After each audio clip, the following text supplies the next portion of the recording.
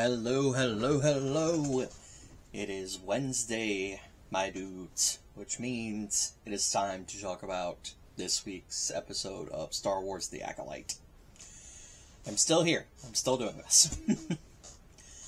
This is the spoiler-free video, so you shouldn't have to worry about too many spoilers. There might be a small, very minor one. If you didn't already know what the Dark Warrior is, then there's going to be a minor spoiler, because they do confirm what the Dark Warrior is. So there is that. But we're just going to jump right into, overall, I really like this episode. Where last week I thought was kind of boring, this week made up for it. It is very action-packed with a lot of both lightsaber and martial arts combat, both of which I really enjoyed. I thought the fight choreography was well done. If this is supposed to be the fight that they said rivals the Duel of the Fates and Phantom Menace, I don't think it's that good, but the Duel of the Fates, in my opinion, is also elevated by certain facts about the fight, and also the musical score by John Williams. So, just certain nuances that go into the Duel of the Fates that elevate it, in my opinion. But other than that, I thought the fight was really good. One thing that does slightly bug me, I'm going to get this out of the way, and then I'm going to talk about what I thought was really cool about this episode. I'm sorry, I'm just looking over my notes real quick. And then I'll get into what I really liked about this episode. One of the things that keep bugging me, and I'll go ahead and give the minor spoiler now. If you didn't know what the Dark Warrior was gonna be, in fact, I think I referred to this person as this. So, anyway, during the moments of pause in the fight, certain moments of pause in the fights, why did the Sith keep shutting their lightsaber off?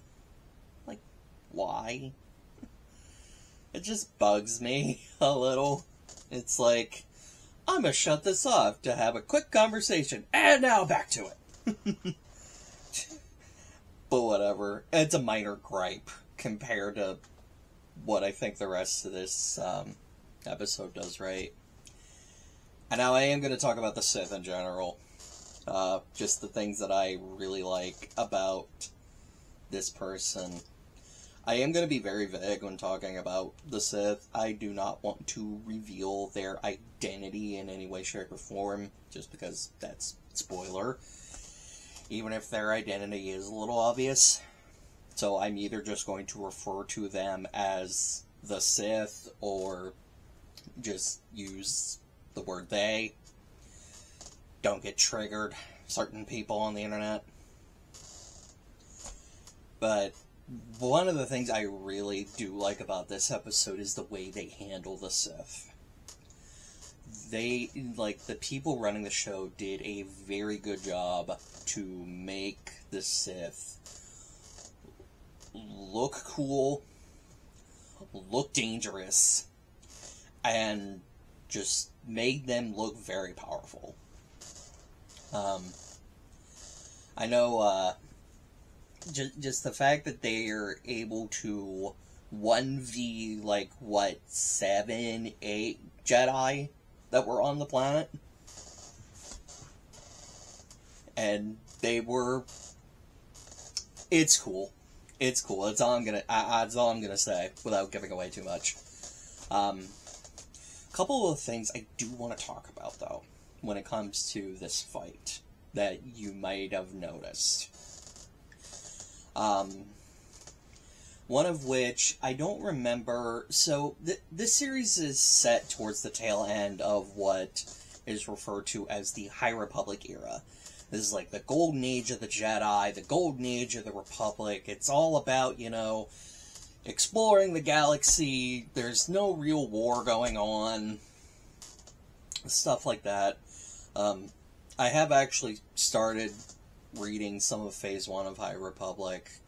I finally got through Light of the Jedi, but that's a different video entirely. So, with that in mind, some people might get the impression that this is, like, supposed to be the Jedi, like, at their prime. I want to counter that a little bit, in that I don't think it's necessarily at their prime, and even if they are, the Sith have been gone for 900 years. They've been in hiding. You know, thanks to the grand plan and the rule of two. Like, the Sith have been just quietly in the background. They're not showing themselves. So I feel like without the Sith and the Mandalorians are really the only real foes the Jedi have, other than themselves. But without them, everything else the Jedi deal with is basically child's play. So I feel like without the Sith there to deal with, the Jedi just, like, settle into this, like, complacency. Like, everything's just kind of like, eh. And honestly, I feel like they might have even gotten lazy over, you know, the last 9 centuries.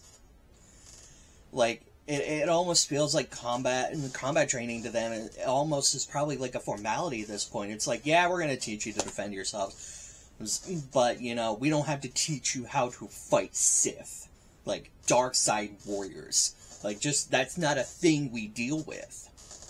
So, it makes sense, to me at least, like, how a 1v9 fight could go.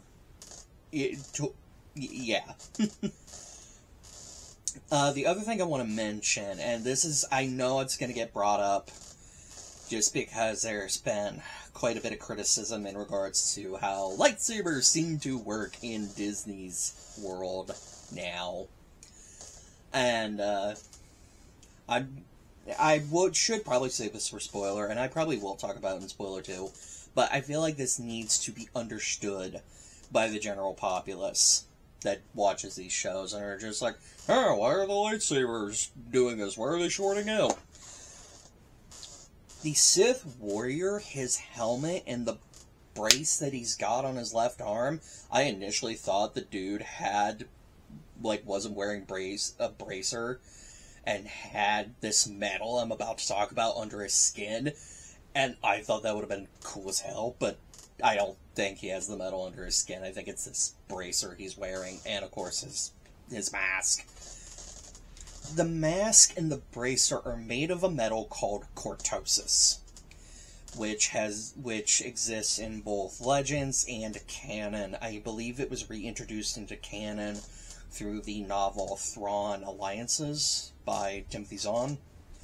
And basically it's a metal that is able to disperse energy.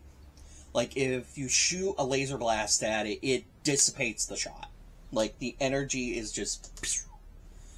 And if you hit it with a lightsaber, it basically bounces the energy back into the lightsaber itself and can actually short them out for a limited time. So, if you're watching the episode and you're just like, oh, why is the lightsaber showing off? That's why. This dude's helmet and bracer is probably made of this metal. They don't confirm it in the episode. Maybe we'll talk about it later. I hope so, just for the sake of, you know, them not relying on people like me and other people online who are very steeped in Star Wars lore to have to explain this. I feel like this is something that needs to be explained in the show. But we'll see if they do it. My last overall note here, and this is, again, a bit of a gripe.